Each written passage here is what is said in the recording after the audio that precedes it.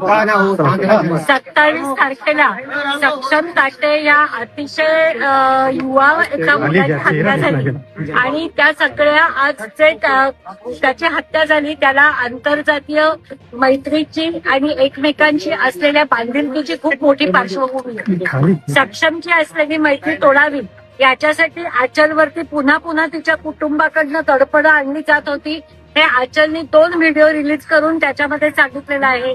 सक्षम 18 वर्षाची पूर्ण होण्याच्या आधी एकदा तक्रार करून त्याला पॉक्सोमध्ये अडकवलं होतं, पण त्याच्यात ती 18 वर्षाची पूर्ण झाल्यावरती तो गुन्हा खोटा होता, माझ्यावर दडपण आणलं होतं हेही तिने सांगितलेलं आहे. ज्या दिवशी सक्षमची हत्या झाली त्या दिवशी त्याच्या विरुद्ध गुन्हा दाखल करायला पुन्हा आचलला पोलीस स्टेशनमध्ये नेलं होतं आणि तिथे पोलीस स्टेशनमध्ये सुद्धा तिने अत्यंत ठामपणाने सांगितलं की माझी कुठलीही तक्रार नाहीये. आणि आचलच्या बयानानुसार पोलिसांनी तिच्या समोरच तिच्या भावाला सांगितलं की तू एवढ्या बाकीच्या सगळ्या प्रकरणं घेऊन पोलीस स्टेशनमध्ये येतो, त्याच्यापेक्षा त्या मुलाला मार आणि मग पोलीस स्टेशनमध्ये ये. या सगळ्या गोष्टी आचलने तिच्या व्हिडिओमध्ये सांगितलेल्या आहेत. हे प्रकरण हे जात वर्चस्ववादातनं घडलेलं प्रकरण आहे.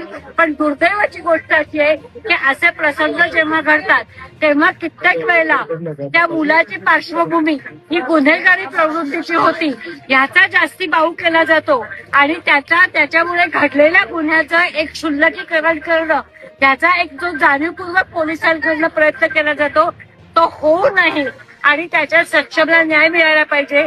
आमची नांदेड पोलिसांकडनं अशी अपेक्षा आहे की याच्यापूर्वी अक्षय बालेरावच्या प्रकरणामध्ये जे घडलं ते आता घडणार नाही आणि अतिशय निपक्षपातीपणे पोलीस याची चौकशी करतील आणि अक्षयच्या कुटुंबाला जसा न्याय मिळाला नाही तसं न घडता सक्षमच्या कुटुंबाला त्याच्यामध्ये निश्चितपणे न्याय मिळेल. दुसरी माझी जाहीरपणे आता पोलिसांना एक अशी विनंती आहे की ते कुटुंब आता प्रचंड दहशत खाली आहे. गुन्हेगार ज्याच्यावरती आरोप आहे तो अल्पवयीन असल्यामुळे तो लवकर सुटण्याची शक्यता खूप लोकांना वाटते. जे निर्भया प्रकरणामध्ये संपूर्ण भारताने त्याच्यामध्ये पाहिलेलं आहे आणि पूर्ण कुटुंबाला आणि आचलच्या जीवालाही धोका आहे. त्यामुळे सक्षमचं कुटुंब आणि आचल यांना न्याय देणं आणि यांना संरक्षण देणं ही पोलिसांची त्याच्यामध्ये जबाबदारी आहे. मी वंचित बहुजन आघाडीच्या वतीने असं जाहीर करतेय की सक्षमला न्याय मिळण्यासाठी आम्ही झगडत राहू, पण त्याच्याच बरोबर आचलच्या सगळ्या शिक्षणाची जबाबदारी ही वंचित बहुजन आघाडी उचलत आहे. त्यांची मागणी अशी की साहेबांनी ही केस लढावी, ज्या पद्धतीने परभणीच्या याच्यामध्ये साहेब स्वतः वकील म्हणून उतरले होते. वंचित बहुजन आघाडी पाठवायची म्हटल्यावर ते काही करण्याची वेगळं सगळ्याची गरज नाही. तुम्ही साहेबांच्या कानावर घातलं आहे की त्यांची अशी मागणी म्हणून? साहेबांच्या कानावर नसतं तर मी आज इथे आले नसते. असते का वकील म्हणून त्यांच्यासाठी लढणे? मला आता मागणी केली मी स्टालिन साहेबांच्या कानावर. धन्यवाद. त्यांच्या घरात मार्ग पण नाही झालं.